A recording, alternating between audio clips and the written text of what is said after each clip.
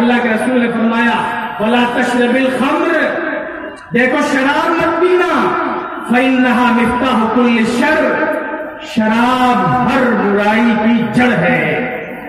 آج بھی اپنے علاقے میں ایسے ہزاروں لوگ مل جائیں گے جنہوں نے شراب دیکھی تک نہیں۔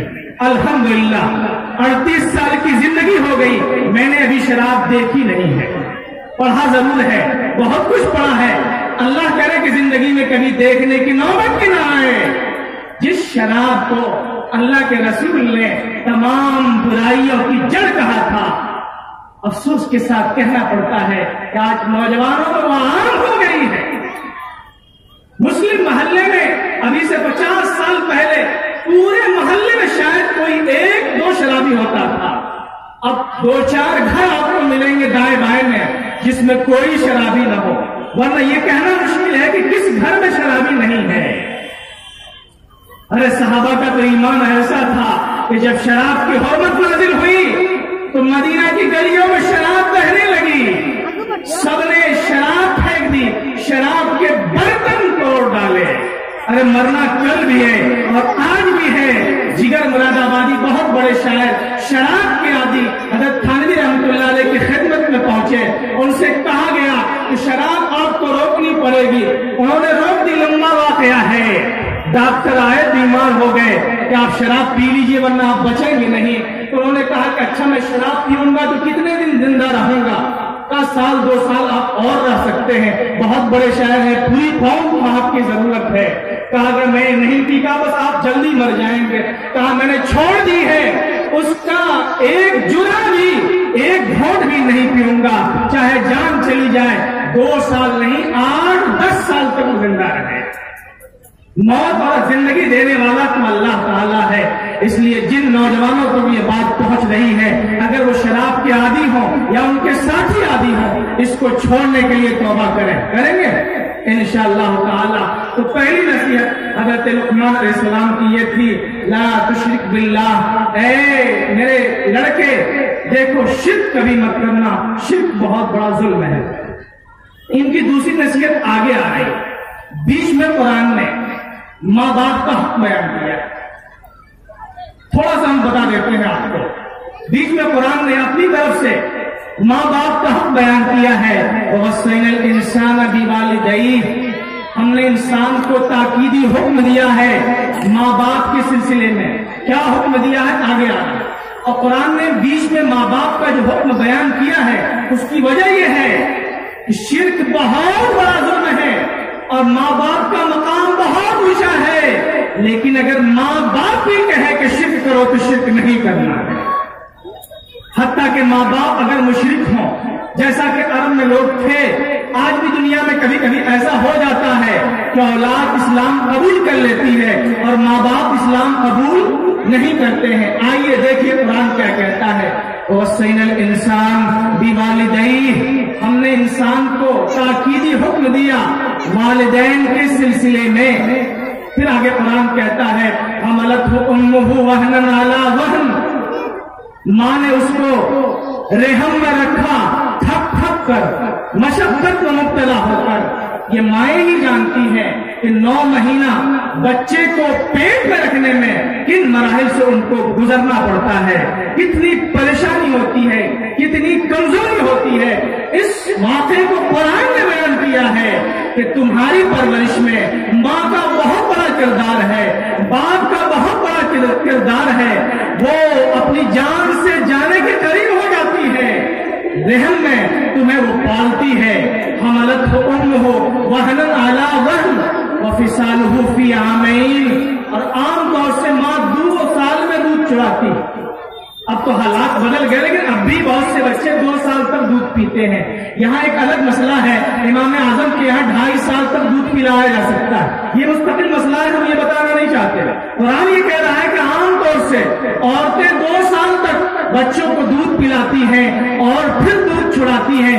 دودھ پلانے میں ماں کا خون جگر سخت ہوتا ہے، بہت مشقت ہوتی ہے، بڑی پریشانی ہوتی ہے۔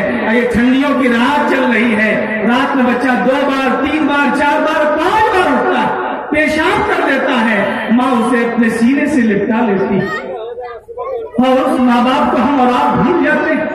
اب ایک شاعر انتقال کیے ہیں پچھلے اتوار کو، شعراء حضرات جانتے ہیں، میں نے جامع مسجد میں ان کے لیے دعائے خیر کروائی. وہ کوئی مولوی نہیں تھے، عالم نہیں تھے، بزرگوں سے لیکن ان کا تعلق تھا. انہوں نے ماں پر کئی 100 شعر کہے ہیں اور پوری کتاب انہوں نے شعر میں ماں پر لکھی ہے. جو بھی پڑھتا ہے روئے بغیر نہیں رہتا. وہ کتاب 15 لاکھ کی تعداد میں لکھی ہے، 15 لاکھ کی تعداد میں، اور ہندوستان کی 18 زبانوں میں اس کتاب کا ترجمہ ہوا. اردو میں، ہندی میں تو ہے ہی، اس لیے نوجوانوں کو کتاب حاصل کرنی چاہیے. ماں کے نام سے ہے. گھر ملا کسی کو، کسی کے حصے میں دکان آئی، میں گھر میں سب سے چھوٹا تھا، میرے حصے ماں آئی. انہیں کا شعر ہے. اس طرح میرے گناہوں کو وہ دھو دیتی ہے. ماں بہت غصے میں ہوتی ہے تو رو دیتی ہے. ماں بہت غصے میں ہوتی ہے تو رو دیتی ہے. بلندیوں کا بڑا سے بڑا نشان چھوا، ماں نے گود میں اٹھایا تب آسمان چھوا. علامہ، عالم، بڑے نیتا، مکھیا لوگ بعد میں بنتے ہیں، پہلے ماں گود میں اٹھاتی ہے. اور حقیقت یہی ہے کہ جن کے ماں باپ دنیا سے جا چکے ہیں، زندگی بھر ان کی یاد آتی رہتی ہے. اے ضیا، ماں باپ کے سائے کی ناقدری نہ کر، دھوپ کاٹے گی تجھے جب یہ شجر کٹ جائے. جن کے ماں باپ زندہ ہے، قسم دے رہا ہوں خدمت کر لیں، ورنہ آپ روتے رہ جائیں گے. پھر یہ ماں ملنے والی نہیں ہے، یہ باپ ملنے والا نہیں ہے. آج ایک کتاب لکھی، باپ یاد آ گئے. آج کچھ کمایا، ماں یاد آ گئی. گھر میں کوئی تقریب ہوئی، ماں یاد آ گئی. کل ہمارے پاس پیسے نہیں تھے، ماں زندہ تھی. آج پیسے کا انبار ہے، ماں نہیں مل رہی. لیکن اس سلسلے میں بھی بڑی کوتاہی دیکھنے کو مل رہی ہے. جن کے ماں باپ چلے جاتے ہیں ان کو احساس ہوتا ہے، یا جو لوگ لمبے عرصے میں باہر رہتے ہیں ان سے ذرا پوچھئے ماں کی یاد میں وہ کتنا روتے ہیں. 22 سال میں نے باہر گزارے. اس لیے ماں باپ اگر ہیں تو انہیں نعمت سمجھ کر ان کی قدر کیجئے. جس دن وہ پیڑ کٹ جائے گا آپ کو ہر طرف سے دھوپ کاٹے گی، کہیں آپ کو امان نہیں ملے گا. میں قسم کھا کے کہہ سکتا ہوں اس دنیا میں سب سے بڑے مخلص ماں باپ اور استاد ہوتے ہیں. زندگی میں ان کی کوئی مثال نہیں ہوتی. ان کی محبت بے غرض ہوتی ہے، خالص ہوتی ہے. قرآن کہہ رہا ہے ہم نے تاکیدی حکم دیا ہے ماں باپ کے سلسلے میں. حملتہ امہ وہنا علی وہن، ماں نے تھک تھک کر پیٹ میں رکھا. وفصالہ فی عامین، اور دودھ بھی چھڑانا 2 سال میں ہوتا ہے. انشکر لی، یہ قرآن کہہ رہا ہے. اس کا حکم دیا ہے اے انسان میرا شکریہ ادا کرو. ولوالدیک، اور اپنے ماں باپ کا شکریہ ادا کرو. ماں باپ کا منہ سے بھی شکریہ ادا کرو، اور ان کی مالی خدمت کرو، اور ان کی جسمانی خدمت کرو. آج یہ جھگڑا ہوتا ہے، بہو اگر خدمت نہیں کرتی ہے بیٹا لڑ جاتا ہے. اللہ نے آپ کو جوانی کس دن کے لیے دی؟ 1 گھنٹہ ماں باپ کے پیر دبائے؟ کیا ایسا نہیں ہو سکتا ہے کیا؟ بڑے بڑے علماء نے اپنے ماں باپ کے واقعی پیر دبائے ہیں اور خوش قسمتی سمجھی ہے. انشکر لی ولوالدیک، میرا شکریہ ادا کرو، اور اپنے والدین کا آگے جو قرآن کہہ رہا ہے سنیے. اے لوگوں یہ حکم میرا ہے، کان کھول کر سن لو. الی المصیر، لوٹ کر میرے ہی پاس تم کو آنا ہے. یہ 50 سال 60 سال کی زندگی گزر جائے گی. اگر ماں باپ کے سلسلے میں تم نے کوتاہی کی ہے تو یاد رکھو پھر ہمارے پاس تم کو آنا ہے، ہم حساب لیں گے. آگے قرآن نے کہا وَإِن جَاهَدَاكَ عَلَىٰ أَن تُشْرِكَ بِي مَا لَيْسَ لَكَ بِهِ عِلْمٌ فَلَا تُطِعْهُمَا. یہ ہے قرآن کا کہنا کہ ماں باپ کی اطاعت ضروری ہے، لازمی ہے، لیکن جائز چیزوں میں اگر ایسا ہو جائے کہ ماں باپ مشرک ہیں، کافر ہیں، بتوں کی پوجا کرتے ہیں، اور بیٹے نے اسلام قبول کیا، ماں باپ کہیں کہ تم بھی شرک کرو، فَلَا تُطِعْهُمَا، تو ان کی بات نہیں ماننا ہے. چاہے ماں باپ کفر کا حکم دیں، چاہے گناہ کا حکم دیں، یہ مستقل مسئلہ ہے. استاد ہو کوئی بھی ہو، گناہ میں بڑوں کی بات نہیں مانی جائے گی. لیکن آگے قرآن نے کہا وَصَاحِبْهُمَا فِي الدُّنْيَا مَعْرُوفًا، گناہ میں تو بات مت مانو، شرک میں بات مت مانو. ماں باپ اگر کافر بھی ساتھ اچھا سلوک کرو، یہ ان کا حق ہے، اچھی طرح بات کرو، ان کی مالی خدمت کرو، ان کی جسمانی خدمت کرو۔ گویا شرک اتنا سنگین گناہ ہے کہ ماں باپ کی اطاعت کا حکم اللہ دے رہا ہے، لیکن پھر بھی یہ کہہ رہا ہے کہ ماں باپ بھی اگر شرک کرنے کو کہیں تو شرک مت کرو۔ لقمان علیہ السلام کی یہ پہلی نصیحت تھی۔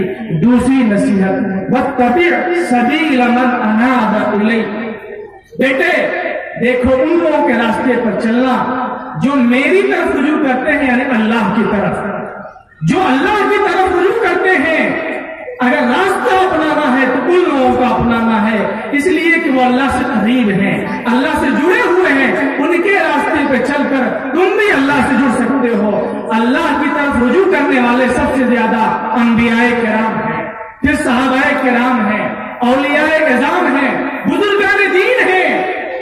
لقمان علیہ السلام نے کہہ دیا اور قرآن نے قیامت تک کے لیے اس نصیحت کو زندہ کر دیا کہ اگر راستہ تلاش کرتے ہو بھلائی کا، ہدایت کا، اللہ تک پہنچنے کا، تو ان نقوش کو اپنا، ان لوگوں کے جو اللہ کی طرف رجوع کیے ہوئے ہیں۔ صحابہ کی سیرت